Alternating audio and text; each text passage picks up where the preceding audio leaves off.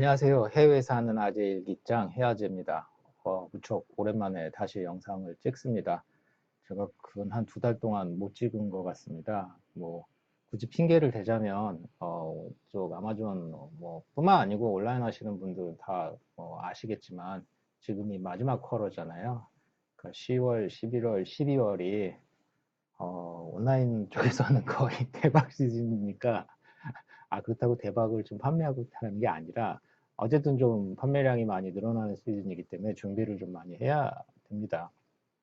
기존에 이제 잘 팔던 물건들도 재고도 확보를 해야 되고, 또 새로운 물건도 당연히, 업데이트를 해야 되고, 좀 정신이 너무 없었어요. 그래서 제가 유튜브를 좀 장기적인 관점으로 제가 하는 거기 때문에 여기에 시간을 너무 많이 투자할 수 있는 여력이 안 돼서요. 좀 우선순위에서 좀 밀렸고요. 사실은 지금도 영상을 찍을 상황은 아닌데 제가 거의 한 2달 동안 방치하다시피 지금 채널을 하고 있는 와중에도 새로 이렇게 가입해 주신 분도 계시고 거기 질문 달아주신 분도 계시는데 딱 10월, 11월, 12월이 딱 3개월이 피크예요.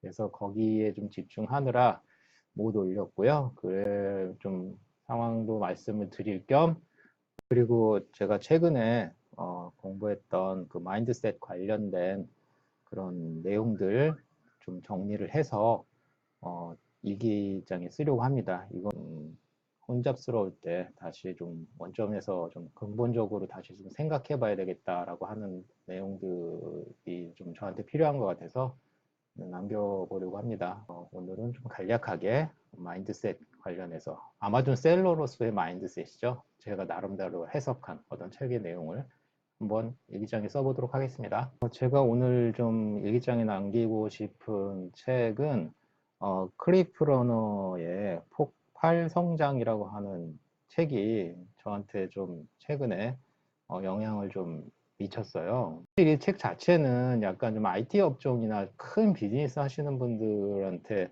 그런 사례를 가지고 설명을 했기 때문에 이게 꼭 그 아마존 셀러, 아주 정말 작은 아마존 셀러인 저한테 얼마나 큰 영향을 미칠까, 그렇게 받아들일 수 있는데, 항상 책이라는 건 읽는 사람이 읽고 어떻게 적용하느냐에 따라서 저의 어떤 교과서가 될 수도 있고, 아니면 그냥 아무것도 아닌 게 될 수 있잖아요. 그러니까 그 책의 내용 중에서 제가 제 형편에 맞게끔 재해석을 해서 계속 제 마인드셋을 좀 고치는데 도움이 될 만한 내용들 정리한 것 기록에 남기려고 합니다. 가장 첫 번째 좀 저한테 인상 깊었던 항목이 뭐냐면 약간 개선된 제품은 의미가 없다 이런 내용이었어요. 10배의 그 효과가 있어야 한다라고 하는 그런 부연 설명을 달았더라고요. 그래서 처음에 이 내용을 듣고는 이게 무슨 말이야 막걸리야. 10배가 좋으면 당연히 성공하는 거 아니야? 이렇게 생각을 했는데 내용을 차근차근 읽다 보니까 그게 10배다 100배다의 문제가 아니고 그런 마음가짐으로 새로운 제품을 저 같은 경우에는 이제 피해를 좀 요즘 신경을 쓰고 있으니까 피해를 런칭하는데 그런 마음으로 해야 되겠구나.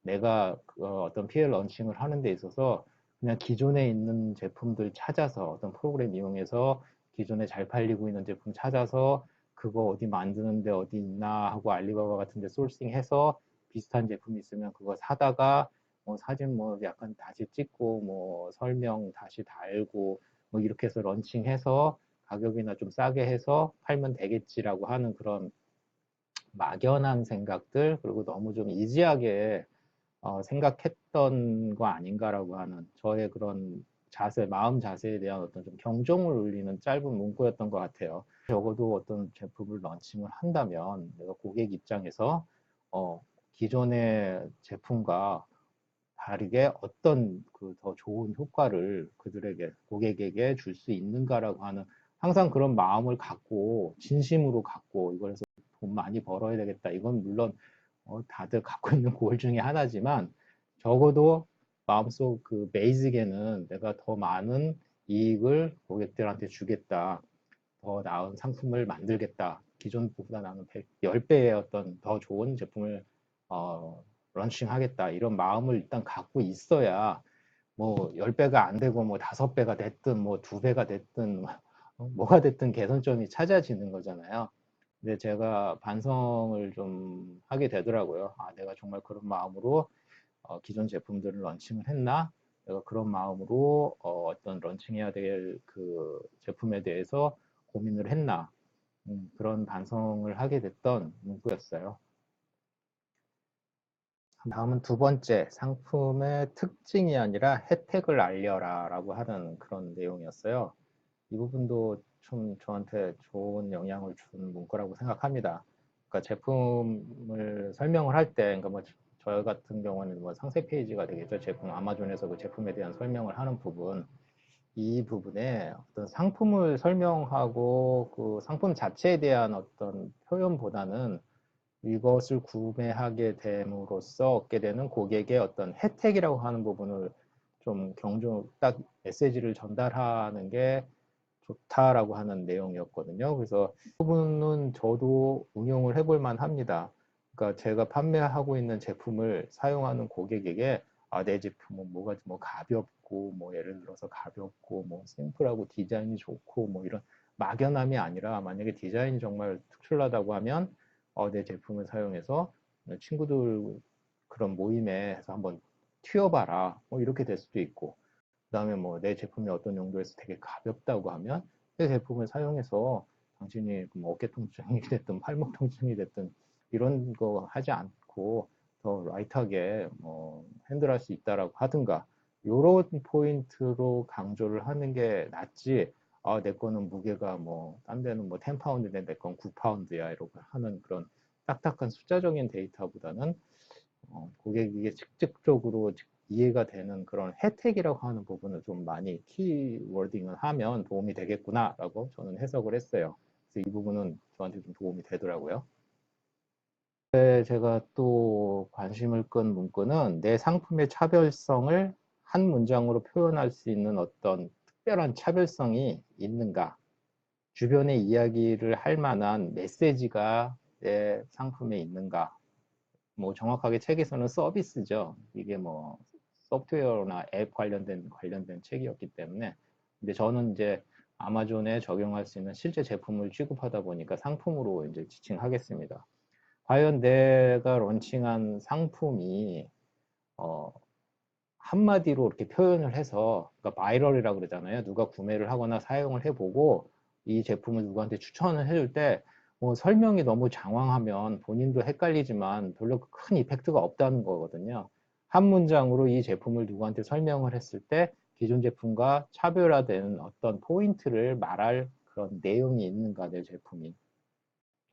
가격이 엄청 싸든지 사실 그게 뭐 온라인 제품에서는 가장 큰 부분을 차지합니다. 가격이 싸든가 뭐 그 가격 갖고만 가격 임팩트만 뭐 있다고 한다면 뭐 너무 이지하잖아요.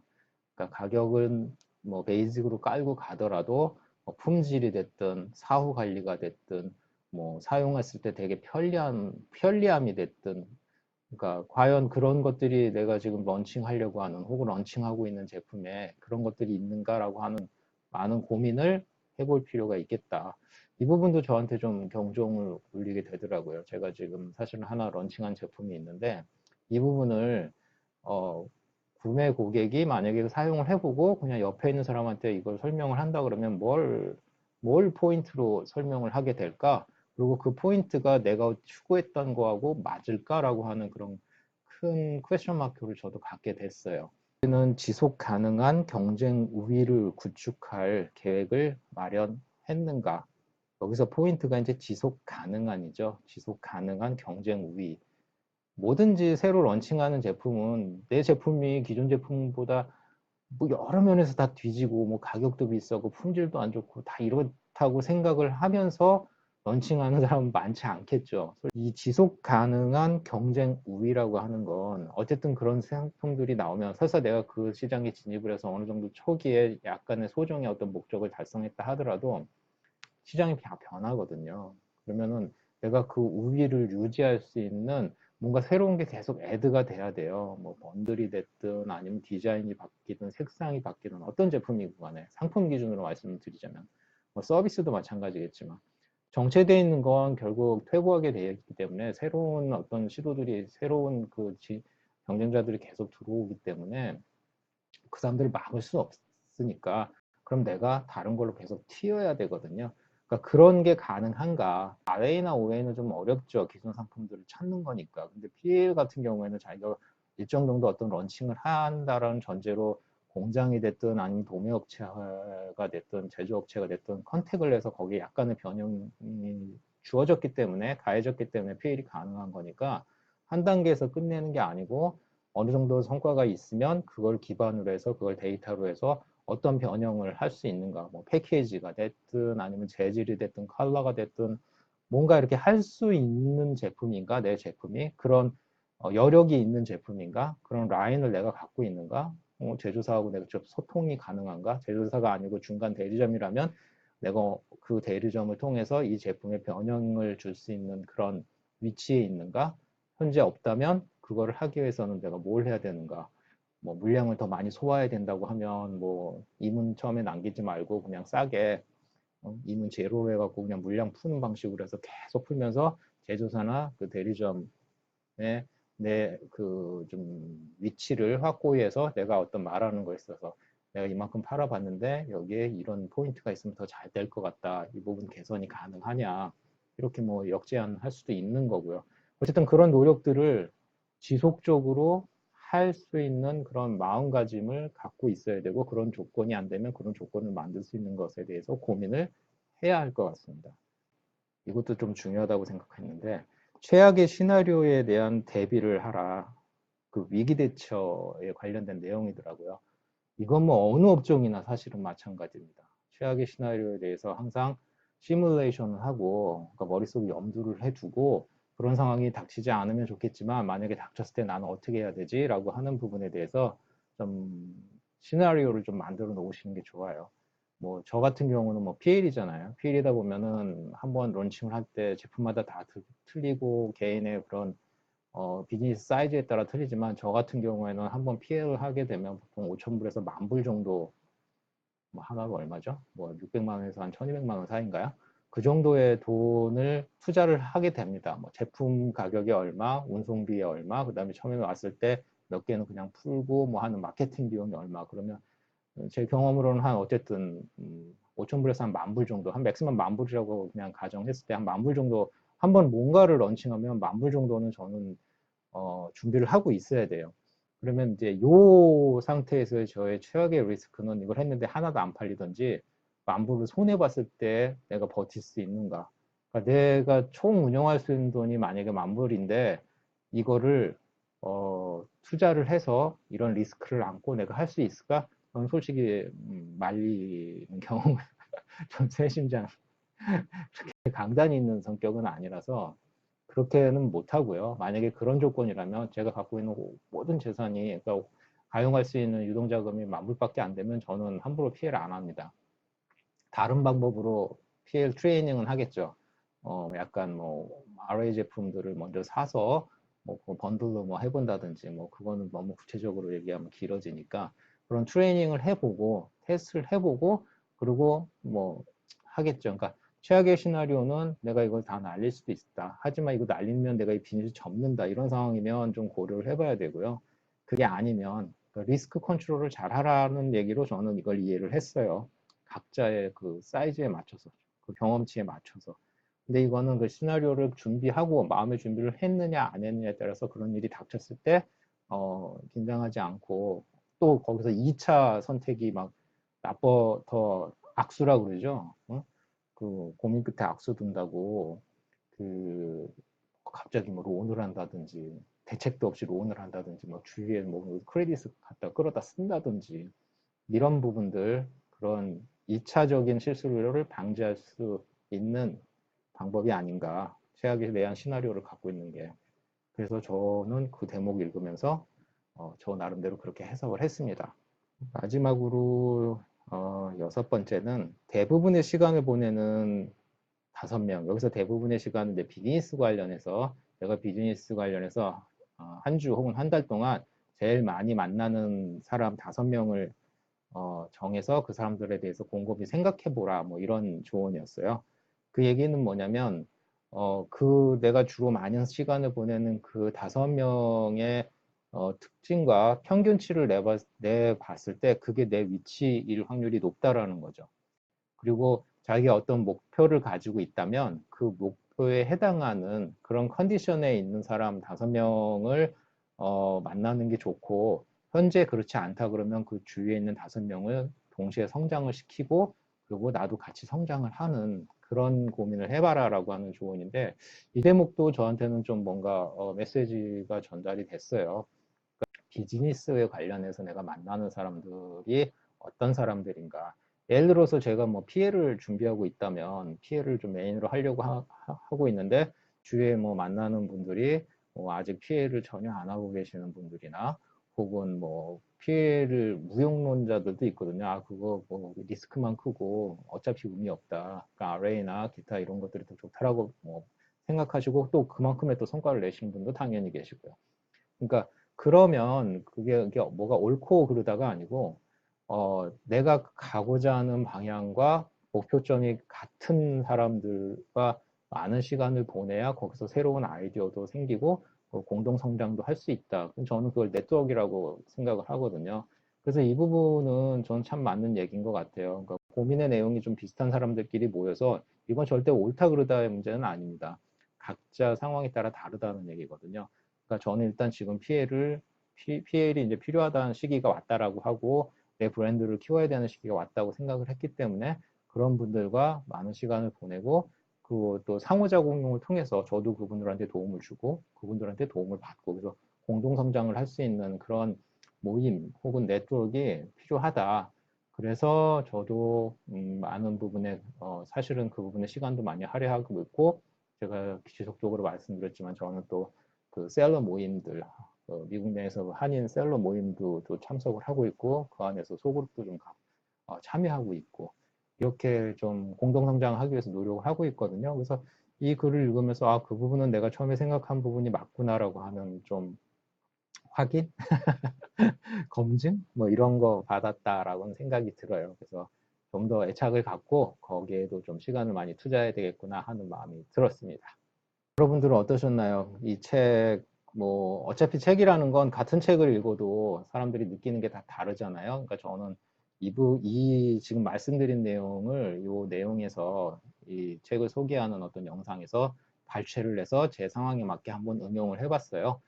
그리고 뭐 이게 뭐 당연히 정답 아니지만 저의 상황에 맞춰서 얘기를 해봤고, 또 비슷한 저랑 비슷한 상황에 계신 분들한테도 좀 도움이 되지 않을까 하는 마음에 영상을 찍었습니다. 뭐 영상의 퀄리티는 그렇게 좋지 않지만 그래도 조금이라도 도움이 됐으면 좋겠다라고 하는 제 마음이 담긴 부분이고, 시간을 너무 많이 투자할 수 있는 상황이 아니라서 영상의 어떤 퀄리티나 뭐 기타 뭐 자막 뭐 이렇게 화면 구성 많이 서투른데요. 그냥 제 마음이 이거라도 안 하면 너무 죄송해서 2달 동안 하다 보니까 그래서 지난주에 이렇게 영상 보면서 제가 끄적끄적 메모하고 이거 참 좋은 내용이다 하는 것들 제가 적었고, 그거 그냥 기록으로 남겼습니다. 어, 좀 유치할 수 있는데 좀 이쁘게 봐주세요. 예, 그럼 포커럴 지금 이미 하고 계시는 분들도 열심히 하시고, 만약에 아직 준비 못하고 계신 분들이 있으면 되게 좋은 시기입니다. 뭐 본인들이 지금 런칭하거나 RAO에 뭐가 됐든 했을 때 어느 정도 판매가 이루어지는 그런 바람이 부는 시즌이니까 작은 돛대라도 세우면 좀 진전이 있을 거고요. 어차피 1, 2월 되면 또 훅 가라앉거든요. 그러니까 한번 이 연말 잘 이용해 보시기 바랍니다. 그러면 또 저는 다음 영상에서 뵙도록 하겠습니다. 바이.